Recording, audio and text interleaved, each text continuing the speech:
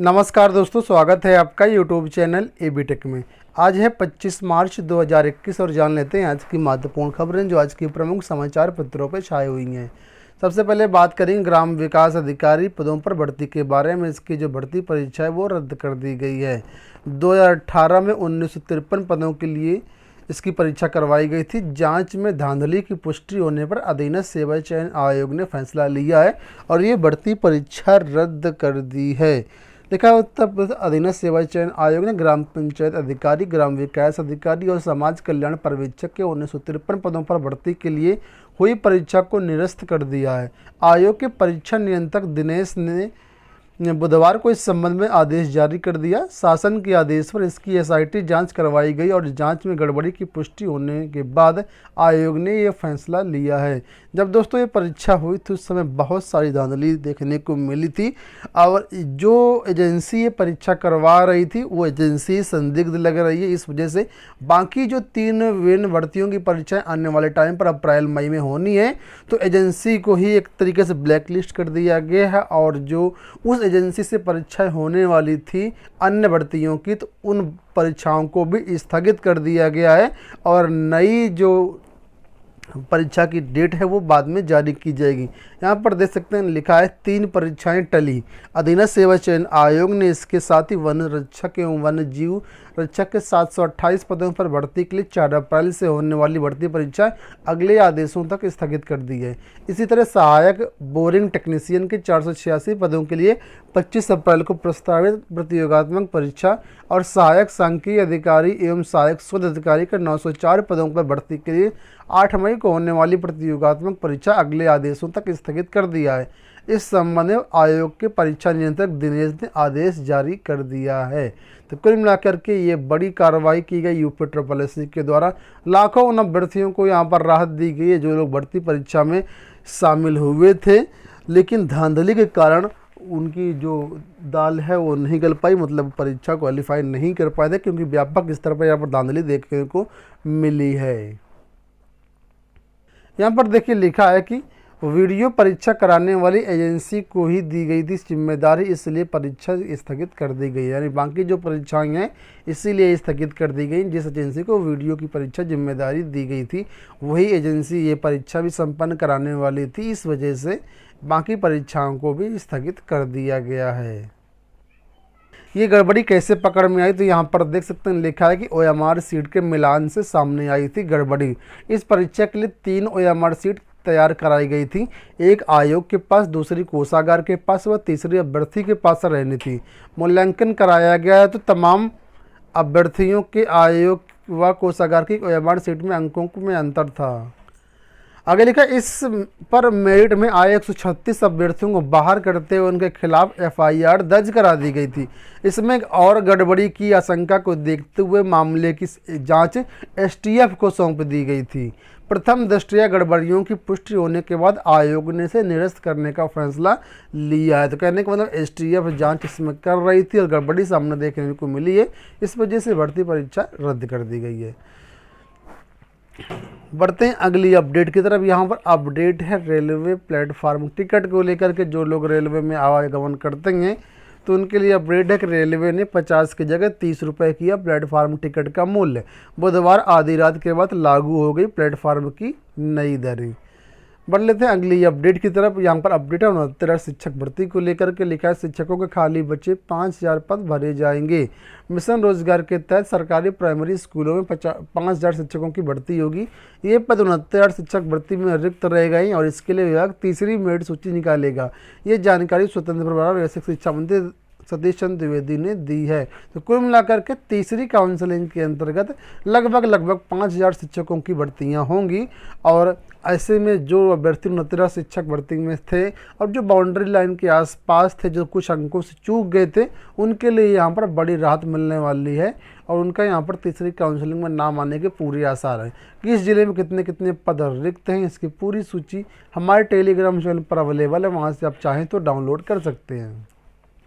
आप लोग जानते हैं कि कोरोना के कारण जितने भी इंटर कॉलेज हैं, ये जितने भी परिषदीय स्कूल हैं, यानी मेडिकल व नर्सिंग कॉलेजों को छोड़ करके बाकी सभी स्कूल कॉलेज जो हैं वो 31 मार्च तक बंद कर दिए गए हैं। लेकिन लिखा है जहां पर परीक्षाएं चल रही हैं वहां परीक्षाएं चलती रहेंगी, बाकी सारी शैक्षणिक गतिविधियाँ स्थगित रहेंगी। कुल मिलाकर के परीक्षा को पोस्टपोन नहीं किया गया, परीक्षा चलती रहेगी, बाकी सारा कुछ ठप रहेगा।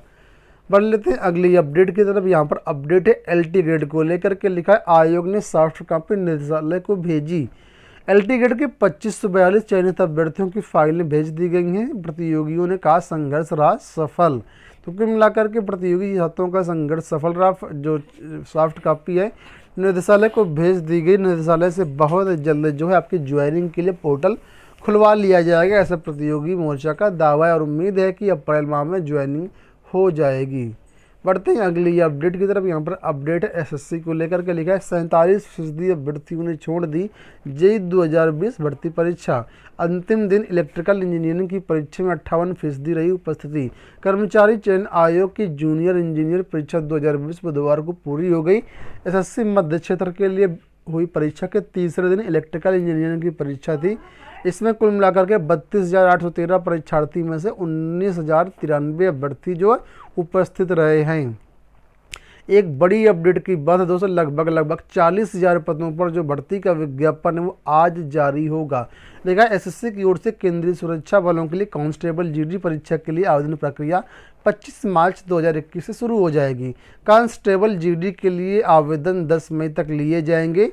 आयोग कांस्टेबल जीडी के लिए पहले चरण की कंप्यूटर की आधारित परीक्षा जो है 2 से 25 अगस्त के बीच करवाएगा। इसमें कांस्टेबल जीडी के अंतर्गत SSB, CPF, CRPF, Assam rifles, BSF, CISF के लिए सिपाही पदों पर भर्ती होगी और यहाँ पर पदों की संख्या लगभग 40,000 बताई जा रही है। ठीक है, तो कुल मिलाकर के एक बड़ी भर्ती के लिए ऑनलाइन विज्ञापन जो है आज जारी हो जाएगा और इसमें आप लोग ऑनलाइन आवेदन कर सकते हैं। बढ़ते हैं अगली अपडेट की तरफ। यहाँ पर अपडेट जो है वो है एसीएफ आरएफओ को लेकर के। एसीएफ आरएफओ 2019 भर्ती में 51 अभ्यर्थी चयनित हो गए हैं और इसका अंतिम परिणाम जारी कर दिया गया है और इसका जो रिजल्ट है आप लोग आयोग की वेबसाइट पर देख सकते हैं। एक महत्वपूर्ण अपडेट आप लोगों के लिए ये है जूनियर शिक्षक भर्ती कोर्सेस में जो छात्र अभी तक एडमिशन नहीं ले पाएंगे, जो गरीब छात्र हैं उनके लिए होली ऑफर चल रहा है। मात्र 999 रुपये में विज्ञान प्लस गणित का पूरा कोर्स आपको दिया जा रहा है। तो जिन छात्रों ने अभी तक एडमिशन नहीं लिया और शिक्षक भर्ती की तैयारी करना चाहते हैं वो लोग एडमिशन ले सकते हैं। ये हमारा नंबर दिया गया 7266092765, इस पर कॉल या व्हाट्सअप कर सकते हैं। ज्वाइन टीचर लिख करके आप लोग भेज देंगे, आपको सारी प्रक्रिया बता दी जाएगी। आप लोग ऑनलाइन पेमेंट करके आप ये कोर्स परचेज कर सकते हैं। अगली अपडेट है यूपी टीजीटी साइंस और कला टेस्ट सीरीज को लेकर के। साइंस की टेस्ट सीरीज में स्पेशल ऑफर दिया जा रहा है, आपको 100 रुपये का इंस्टेंट ऑफ दिया जा रहा है। 399 की टेस्ट सीरीज जो है मात्र 299 में दी जा रही है। ये ऑफर मात्र होली के लिए है। वहीं पर कला की जो टेस्ट सीरीज है वो भी अवेलेबल है मात्र 299 रुपये में। अगली अपडेट की बात कर लेते हैं। दरोगा भर्ती परीक्षा की जो डेट है वो जारी कर दी गई है, आप लोग देख सकते हैं। जून में होगी दरोगा भर्ती की परीक्षा।